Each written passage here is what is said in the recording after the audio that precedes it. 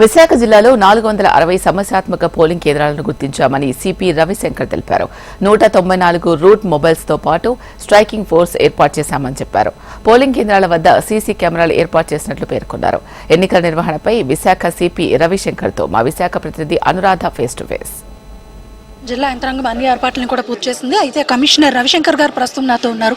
Sir, ఎలాంటి ఏర్పాట్లు చేస్తున్నారు? ముఖ్యంగా సమస్యాత్మక కేంద్రాల మీద ప్రత్యేకమైన దృష్టి పెట్టారు కదా మీరు. ఎస్, క్రిటికల్ పోలింగ్ స్టేషన్స్ ఏదైతే ఉందో దాంట్లో సెంట్రల్ బలగాలన్నీ కూడా డిప్లాయ్ చేయడం జరిగింది. అది కాకుండా బాడీ ఓన్ కెమెరాస్ టెక్నాలజీని కూడా బాగా ఉపయోగించి క్రిటికల్ పోలింగ్ స్టేషన్ లొకేషన్స్లో ఏం జరుగుతుంది బయట అని చెప్పేసి నిఘా పెట్టడానికి, తర్వాత అది మా కంట్రోల్ రూమ్ కూడా లైవ్ రిలే ఉంటుంది.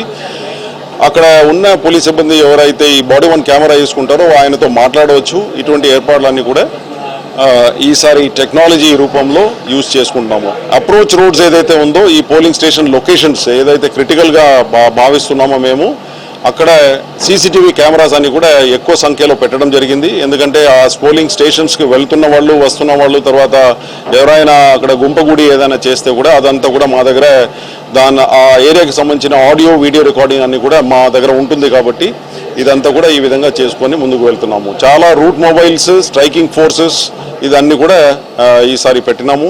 సెంట్రల్ బలగాల్లో నుంచి వచ్చిన SI rank and inspector rank వాళ్ళకు కూడా వాహనాలు ఇచ్చి వాళ్ళందరూ కూడా మాతో పాటు పెట్రోలింగ్ అని. టోటల్ గా ఎంత మంది ఫోర్స్ ని ఇక్కడ యూజ్ చేస్తున్నారు? ముఖ్యంగా ఏమైనా కంప్లైంట్ లాంటివి, ఫిర్యాదులు ఏమైనా మీకు ఇప్పుడు దాకా వచ్చాయా? ఎక్కడైనా ప్రత్యేకమైన ఫోకస్ పెట్టాల్సిన అవసరం ఉందని మీరు భావిస్తున్నారు? కొన్ని ఇంపార్టెంట్ ప్లేసెస్ ఎక్కడైతే గత 2 monthsలో వైలెన్స్ జరిగిందో, గ్రూప్ క్లాషెస్ ఏదైతే జరిగిందో అక్కడ అన్ని కూడా మన సెంట్రల్ పోలీస్ ఫోర్స్ తర్వాత సివిల్ పోలీస్ బలగాల్ని పికెట్స్ రూపంలో పెట్టడం జరిగింది. అది కాకుండా ఇన్యాక్సెసిబుల్ ఏరియాస్ ఎక్కడైతే మోటార్ సైకిల్ మాత్రం వెళ్తుందో ఆ ఏరియాస్ కోసం స్పెషల్గా మోటార్ సైకిల్స్ హైర్ చేయడం జరిగింది.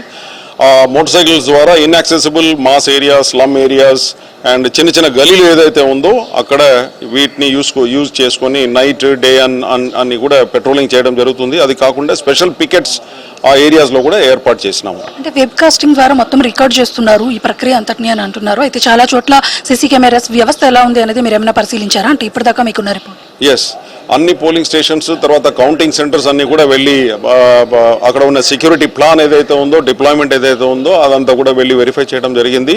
అన్ని చోట్ల ఇక్కడ క్రిటికల్ పోలింగ్ స్టేషన్స్ అన్నింటిలో కూడా వెబ్ కాస్టింగ్ ఏర్పాటు చేశారు. అది కాకుండా నేను ఇప్పుడే చెప్పినాను మీకు సీసీటీవీ కెమెరాస్ అన్ని కూడా ఏర్పాటు చేసినాము. తర్వాత స్ట్రాంగ్ రూమ్ అన్ని కూడా సెక్యూరిటీ రివ్యూ అన్ని కూడా జరిగిపోయింది. దాంట్లో అంటే మీరు సిటీ పోలీస్ చాలా అవేర్నెస్ కార్యక్రమాలను నిర్వహించారు. పోలింగ్ ప్రశాంతంగా జరగాలని, అలాగే ఓట్ వేయాలని కూడా. సో సిటిజన్స్కి ఏమైనా మీరు ఒక మెసేజ్ స్పెషల్?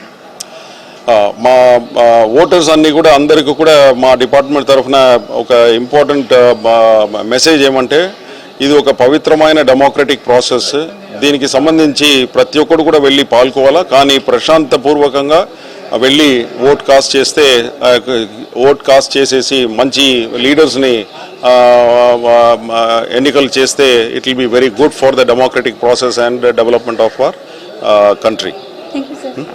ఇది ఇక్కడ మొత్తానికి ఎన్నికల నిర్వహణ కోసం పూర్తి స్థాయిలో ఏర్పాట్లన్నింటినీ కూడా పూర్తి చేశాం. 460 సమస్యాత్మక కేంద్రాలను గుర్తించి అక్కడ ప్రత్యేకమైన నిఘా వ్యవస్థని పెంచామని చెప్పేసి జిల్లా పోలీస్ కమిషనర్ రవిశంకర్ చెప్తున్నారు. అలాగే ముఖ్యంగా విశాఖపట్నం అంతా కూడా ప్రశాంతమైన వాతావరణంలో ఎన్నికల నిర్వహణ కోసం అన్ని ఏర్పాట్లు పూర్తి చేశామంటున్నారు. వీడియో జర్నలిస్ట్ అనిల్తో అనురాధ, HM TV.